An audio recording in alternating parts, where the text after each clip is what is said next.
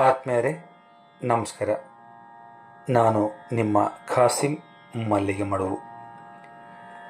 ವಾರಕ್ಕೊಂದು ಕಗ್ಗ ಈ 101ನೇ ವಾರದ ಸರಣಿಗೆ ಆತ್ಮೀಯ ಸ್ವಾಗತ.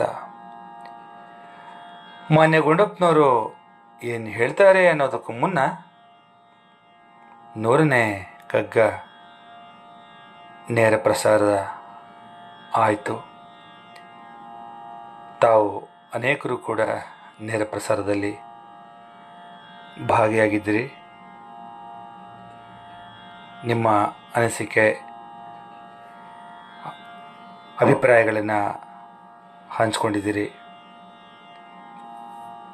ಅದಕ್ಕಾಗಿ ತಮಗೆ ಧನ್ಯವಾದಗಳು. ಹಾಗೆಯೇ ಆ ನೇರ ಪ್ರಸಾರ ಸಂದರ್ಭದಲ್ಲಿ ಕೆಲವು ತಾಂತ್ರಿಕ ದೋಷಗಳು ತುಂಬ ಆಯಿತು. ಅದಕ್ಕೆ ಕ್ಷಮೆ ಇರಲಿ.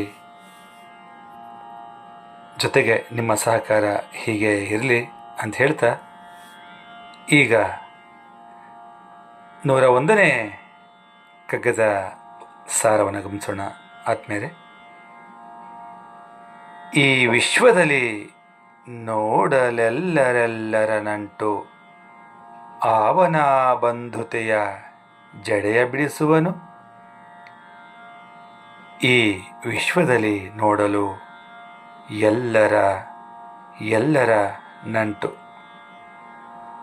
ಆವನ ಬಂಧುತೆಯ ಜಡೆಯ ಬಿಡಿಸುವನು. ಜೀವ ಜೀವಕ್ಕೆ ನಂಟು, ಜಡಚೇತನಕ್ಕೆ ನಂಟು, ಆವುದದ ಕಂಟಿರದು ಮಂಕುತಿಮ್ಮ.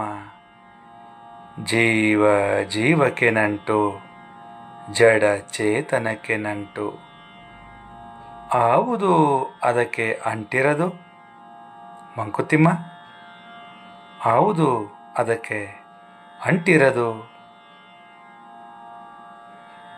ಆವನ ಅಂದರೆ ಯಾರು, ಬಂಧುತೆಯ ಅಂದರೆ ಈ ಬಂಧನದ. ಈ ಜಗತ್ತಲ್ಲಿ ಒಂದಕ್ಕೊಂದು ಸಂಬಂಧ ಇದ್ದೇ ಇದೆ ಸ್ನೇಹಿತರೆ. ಜಡೆಯ ರೀತಿಯಲ್ಲಿ ಹೆಣೆದು ಹಾಗೆಯೇ ಬಲು ವಿಸ್ತಾರವಾಗಿ ಅದು ಚಾಚಿಕೊಂಡಿದೆ.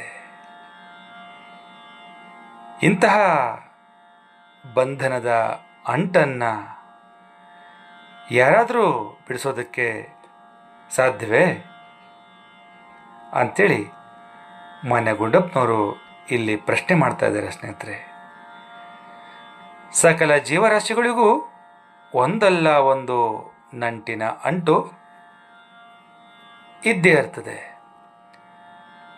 ನಕ್ಷತ್ರಗಳು, ಗ್ರಹಗಳು, ಉಪಗ್ರಹಗಳು, ಹಾಗೆ ಅವುಗಳ ಶೀತ ಉಷ್ಣಗಳು, ಸುತ್ತುವಿಕೆ, ಇವೆಲ್ಲವೂ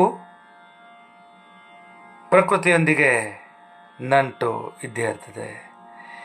ಈ ಪ್ರಕೃತಿಯ ಎಲ್ಲವೂ ಒಂದಕ್ಕೊಂದು ಸಂಬಂಧ ಹೊಂದಿರೋದಂತೂ ಸತ್ಯ ಸ್ನೇಹಿತರೆ.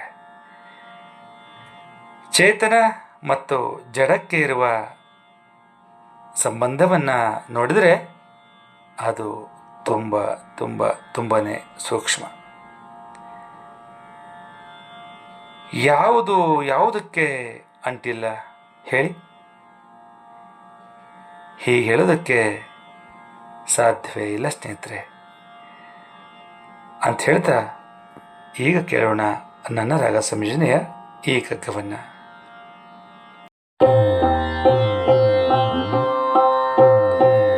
ಈ ವಿಶ್ವದಲ್ಲಿ ನೋಡಲೆಲ್ಲರೆಲ್ಲರಲ್ಲೂ ಅವನ ಬಂಧುತೆಯ ಜಡೆಯ ಬಿಡಿಸುವನು. ಈ ವಿಶ್ವದಲ್ಲಿ ನೋಡಲೆಲ್ಲರೆಲ್ಲರಲ್ಲೂ ಅವನ ಬಂಧುತೆಯ ಜಡೆಯ ಬಿಡಿಸುವನು. ಜೀವ ಜೀವಕ್ಕೆ ನಂಟು, ಜಡ ಚೇತನಕ್ಕೆ ನಂಟು, ಜೀವ ಜೀವ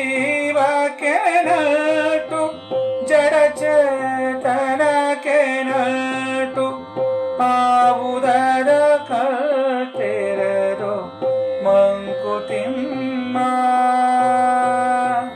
ಆವುದದ ಕಟ್ಟಿರರು ಮಂಕುತಿಮ್ಮ ಆವುದದ ಕಟ್ಟಿರರು ಮಂಕುತಿಮ್ಮ. ಧನ್ಯವಾದಗಳು. ನಮಸ್ಕಾರ.